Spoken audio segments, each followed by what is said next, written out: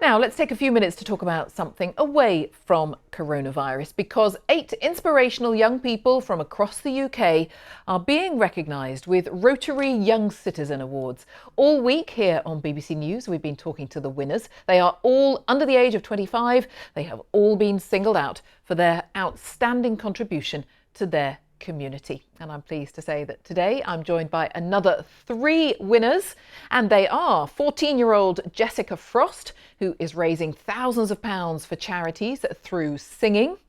21-year-old Luke Millington has raised £60,000 for Hope House Children's Hospice, which he has been using for a decade. We'll find out more about both of those. And also we'll be talking to 16-year-old Ikra Khan from Bradford, who has been awarded the Rotary Young Citizen Peacemaker Award. Well, a very good afternoon to all 3 of you. Really, really lovely to have you with us. Thanks so much for being with us. Let's start in the order we introduced you, so it's no particular order, but Jessica, we heard your name first, so we'll come to you. Jessica Frost, lovely to speak to you.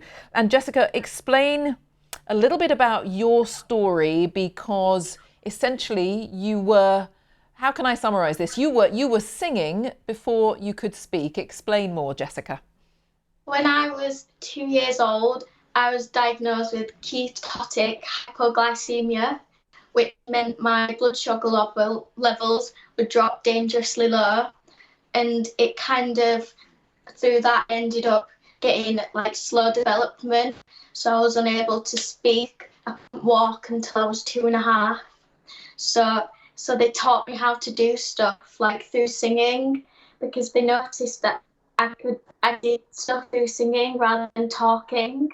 So like I was taught my colours through singing, and it's just like they like recommended it as a hobby, and now I'm here doing singing like full time for charities and everything. I mean, that's amazing. So you, at that point, you were unable to speak, but people around you and teachers noticed that you could pick up a song really easily, and that's remarkable. Let's just hear a little bit of you singing, Jessica.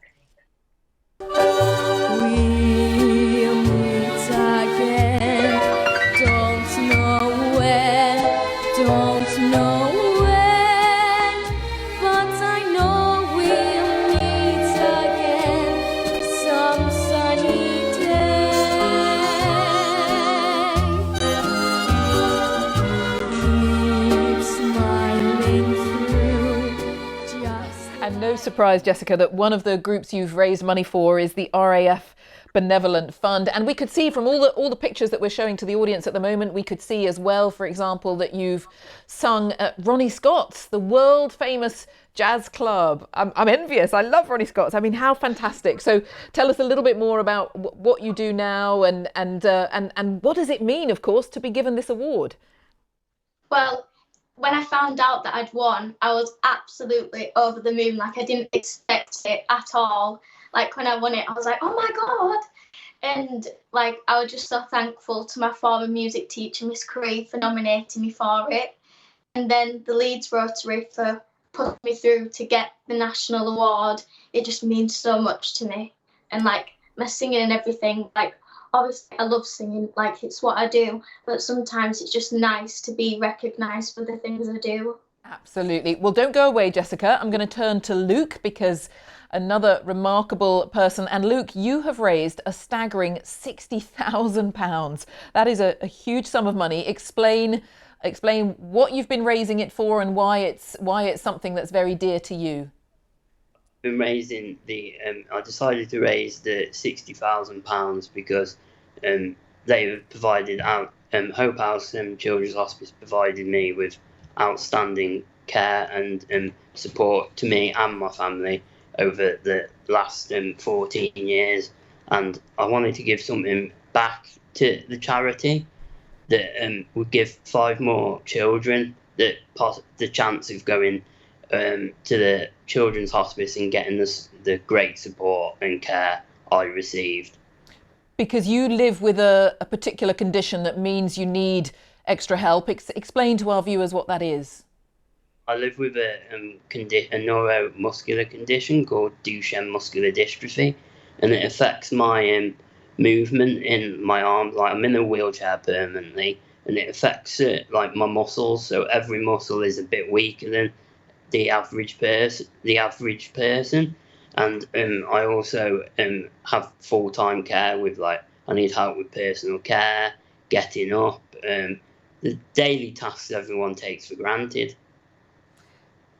I mean, congratulations on raising such an enormous sum of money that's going to help so many other people in your position. And again, to explain some of the pictures that we've been showing our audience here, you have a sporting ambition as well. Yeah, I play wheelchair football in the Muscular Dystrophy UK National League, and I hope to be able to play in the wheelchair football England squad one day. Fantastic. Well, we cross fingers that you manage that. Stay with us, Luke. Thank you. Let's go to Ikra as well, who is in Bradford this afternoon. And congratulations to you, Ikra, for winning this award. Explain why you were nominated and what this is all about in your case. Thank you. I have to say, I was nominated by my RE teacher from school, Miss Khalik, and I'd have to say, I think the reason I was nominated was just, I think because getting involved with a bunch of different things in and around school, I guess with the message for peace. And I think for me, the reason why that was so important to me was just because I guess with the interactions I had with people. So for example, I myself, I'm like a jiu-jitsu coach or a member of the sporting elite program. And if I ever said to people, this is what I do, sometimes they get, funny looks like, what, you? And I feel partially that would be because I've always been quite academic in school. And I guess people would initially assume, because of that, you wouldn't exactly, excel in sports or anything.